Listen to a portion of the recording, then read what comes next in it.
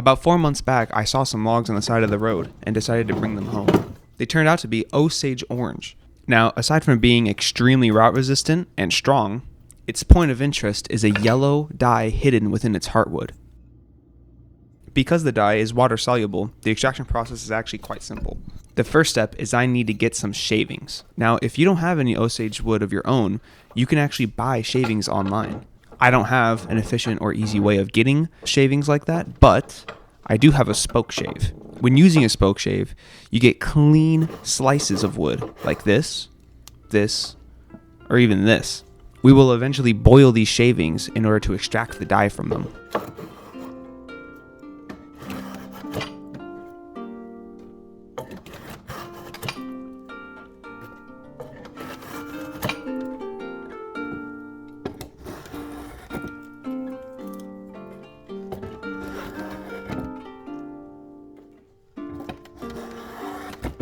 Now that we've accumulated quite the heap of shavings, we now need to soak them in water to extract the dye.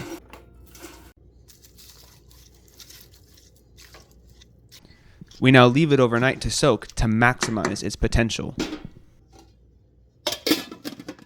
24 hours have passed, and now we need to check just how much dye has been extracted overnight.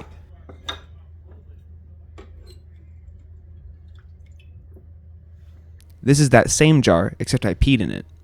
Now that they've soaked and some dye has been extracted, it's time to get serious. We need to boil the wood shavings in order to further extract the dye from them. By the end of this process, we're hoping for a nice, rich, dark orange color to the water. After some boiling, let's check the water. Now that we have this beautiful honey-colored water, we can now move on to the dyeing catalyst of choice. For this project, I chose to dye yarn, specifically wool yarn, as wool yarn tends to dye better than, say, polyester, and it's much more insulating than cotton. I soaked this yarn in a mixture of water and vinegar. Now, the vinegar is supposed to help it sort of take in the dye a little bit better and also brighten the color. By the way, this yarn reeked of barnyard. I think it's because it's 100% wool and it just took on the scent of sheep.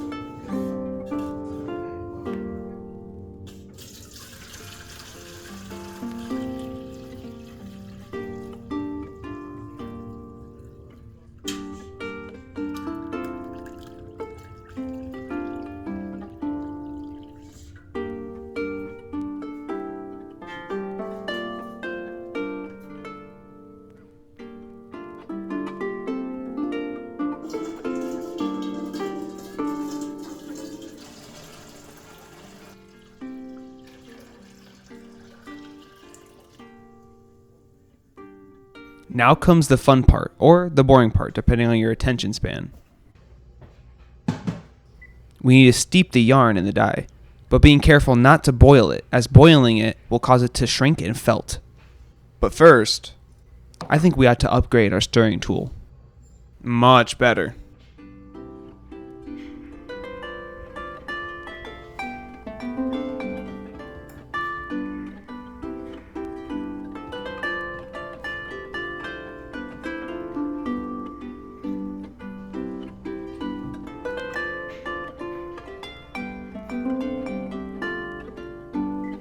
Now after over an hour of steeping, let's check the yarn.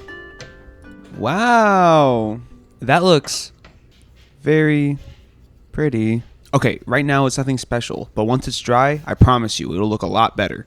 Speaking of which, let's go dry it.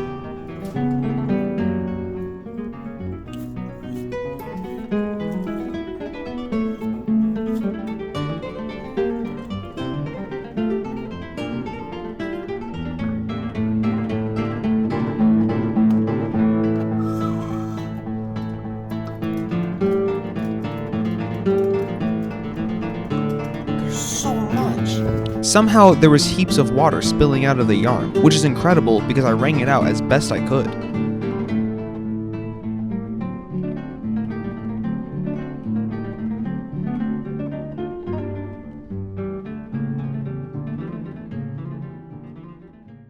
In the morning of the next day, the yarn is properly dry and still has a stench. I don't know if you noticed, but I actually dyed my shirt using the very same water that I used to dye the yarn.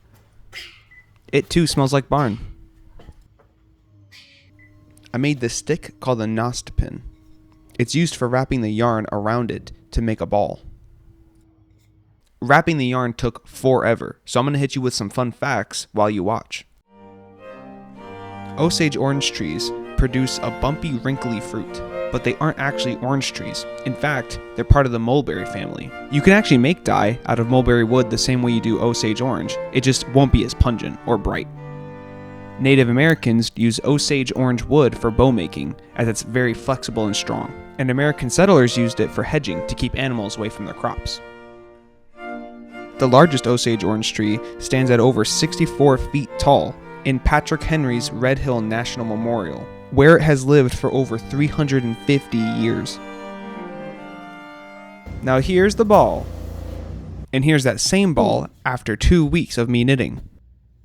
And I even added this secret feature to them. On camera, the color is a bit sandy, but in real life, the color is much closer to that of a dandelion. I even had enough yarn to make a matching hat.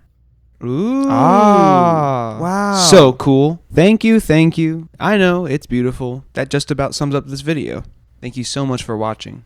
Bye-bye.